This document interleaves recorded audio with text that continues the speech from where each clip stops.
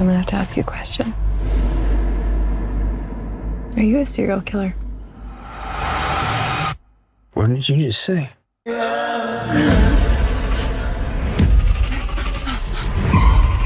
you help me, please? Yeah, kitty.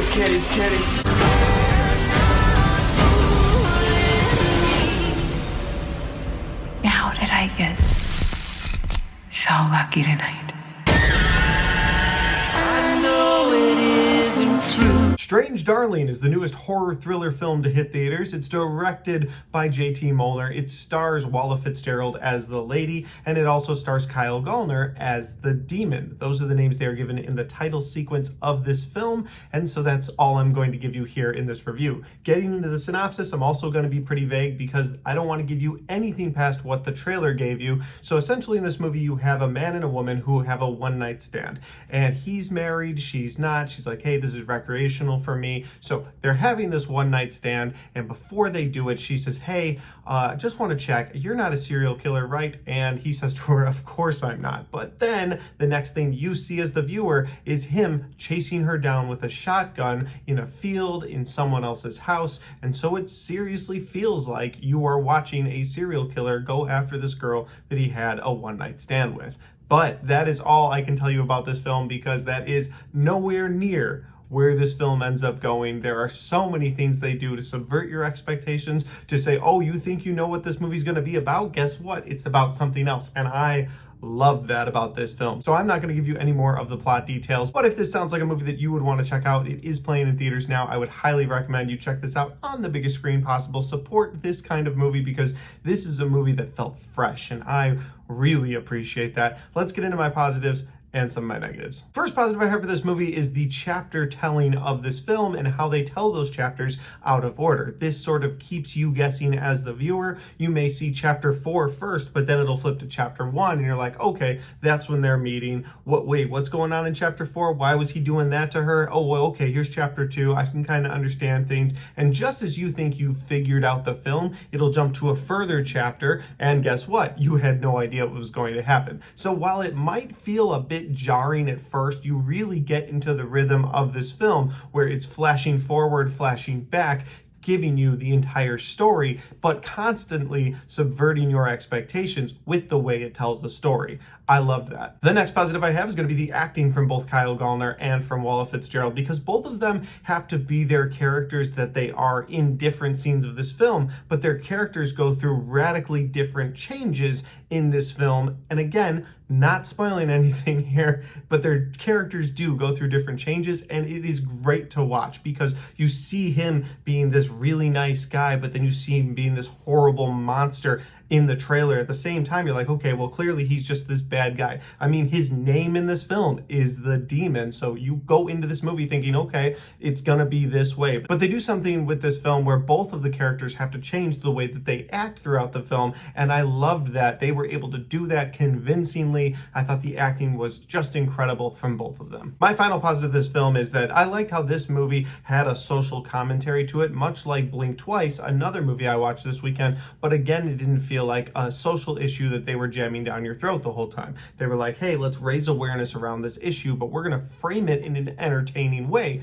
which was a positive I had in my Blink Twice review. And it's crazy that these two dropped on the same weekend because that positive holds for both of those films. And in this film, it's more along the lines of, hey, women always feel unsafe around men. Men always feel like they are the powerful one around women and they have nothing to fear. And I loved how this movie dealt with that power dynamic, because I think it dealt with it in a very sensitive but also entertaining way for the viewer, where you could watch this film and you didn't feel like, again, you were being preached at by one of these films trying to have a social commentary. They find a way in this film, again, to give you that social commentary, but give it to you in an entertaining way where at the end of the film, you walk out and go, okay, I understand why that's an important issue for both genders, but at the same time, I don't feel like one gender was put down over the other in the telling of that social commentary. And that'll lead me to my only negative of this film. And my only negative that I have really is that they do something in this film that switches up your expectations, subverts what you were expecting to have happen,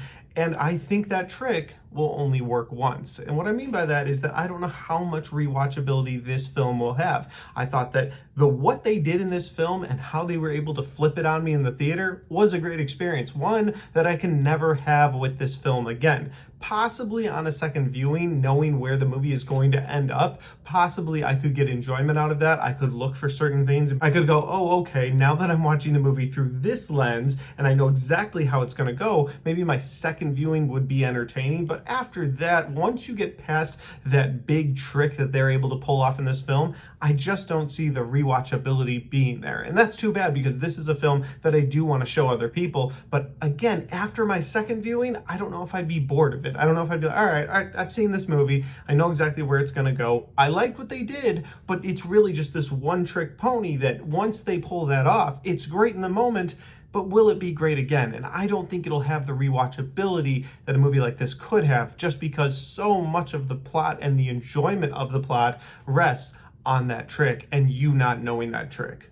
That's not to say that this movie is bad. That's the only negative I could really find in this film. I loved the acting. I loved the way they portrayed the characters. I loved the twist in the story. I loved how the story kept changing it up on me. So again, I loved the bulk of this movie. I don't want anyone to watch this review and be like, well, he thought that movie sucked. I don't. In fact, this movie cracked my top 10 for 2024 for sure. I really enjoyed it. But there's just something about going back to this film and being like, I don't know if I'll have the same experience. Maybe that's something I'll revisit in the future if we talk about this movie at the end of the year and I've seen this movie 2 or 3 more times. Maybe if I've seen the movie again, I'll be able to say, okay, guys, I was wrong in my review, or what I'm expecting now, where it's like, okay, yeah, it does lose a little bit of that flavor once I've seen the film the first time. But you could maybe say that about all movies. I don't know. At the end of the day, though, guys, overall, I think that this movie was a great time in the theater. It's one that I highly recommend all of you check out. Strange Darling is one of those films that's sort of in the slasher genre, is definitely in the thriller horror genre, and they find a way to make it fresh. And because of that, it's a movie that I will tell everybody that asks me, hey, what are some good movies you've seen this year?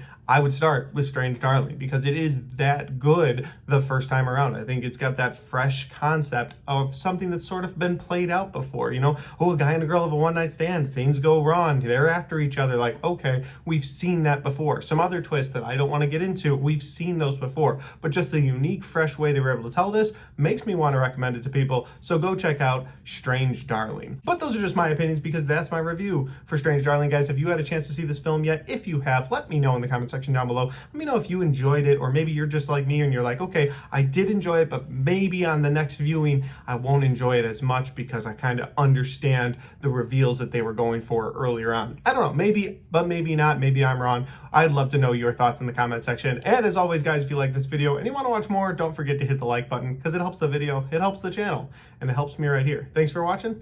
I'll see you next time.